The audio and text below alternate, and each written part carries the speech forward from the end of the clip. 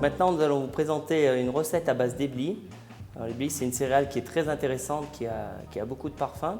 Et j'avais eu envie de l'associer avec un champignon qui a également beaucoup de parfum qu'on trouve au printemps, c'est le mousseron. Voilà. Donc on va faire un petit risotto et on l'accompagne avec un peu de comté et une petite poêlée de mousseron par-dessus. Alors pour commencer notre risotto, une pointe de beurre, casserole. On va faire le risotto avec un oignon ciselé.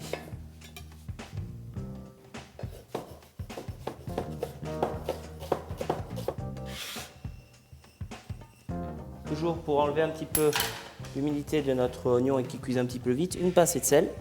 Et on fait revenir notre oignon sans coloration pour enlever l'amertume. On a préparé la veille un petit bouillon de champignons, c'est-à-dire fond de volaille, cèpe sec. Et vous voyez, j'ai mis mes gros mousserons, on peut mettre les queues de mousserons, tout ça.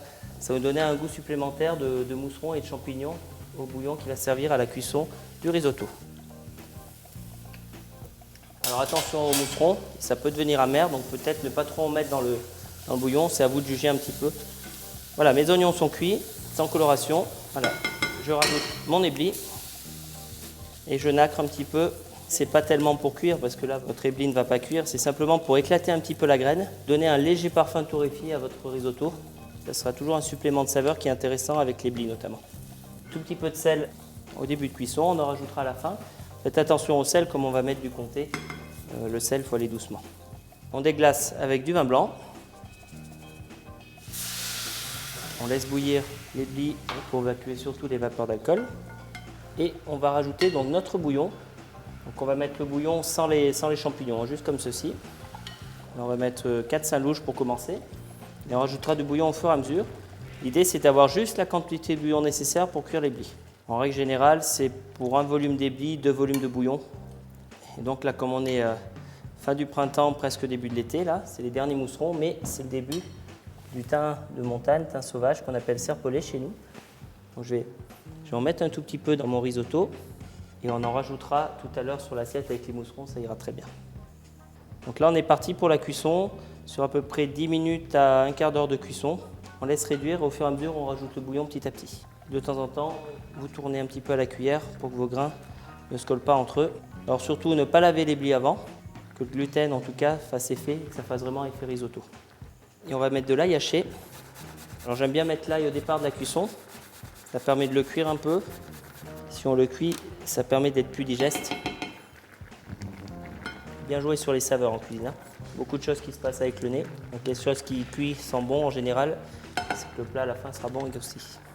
Donc voilà, notre risotto d'éblis est en train de se terminer. Alors vous voyez, par rapport à du riz, les éblis contiennent moins de gluten, donc vous n'aurez pas quelque chose de collant comme un risotto traditionnel, on va dire. Par contre, on va amener le lien avec les éléments qu'on va porter maintenant. Donc je vais rajouter l'élément indispensable au risotto, c'est du fromage. Donc là, je suis resté sur du comté. L'avantage du comté, c'est que ça va vraiment nous apporter un lien intéressant. À partir du moment où on met les éléments gras comme le fromage, le beurre et la crème, vous baissez un petit peu et vous chauffez doucement pour que la liaison se fasse tranquillement avec le risotto. Je vais rajouter un tout petit peu de beurre.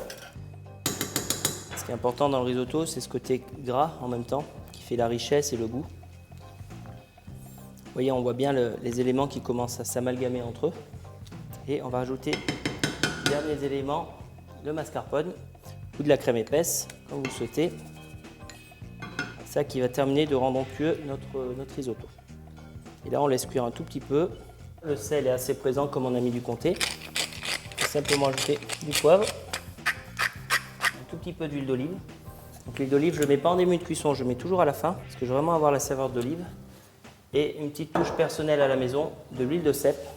Donc c'est de l'huile d'olive également qu'on a macérée avec des cèpes séchés, qui vont donner un parfum supplémentaire de champignons à notre risotto.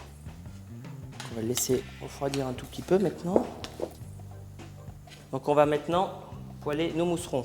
C'est un champignon qu'il faut cuire très rapidement, donc très peu de gras. On met le mousseron avec un tout petit peu de sel. Je vais mettre un tout petit peu de bouillon.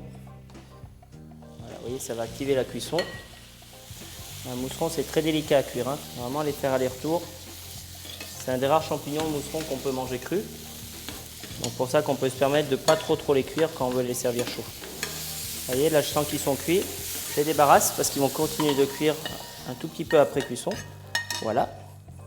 Et maintenant, on va commencer notre dressage. Alors, le risotto.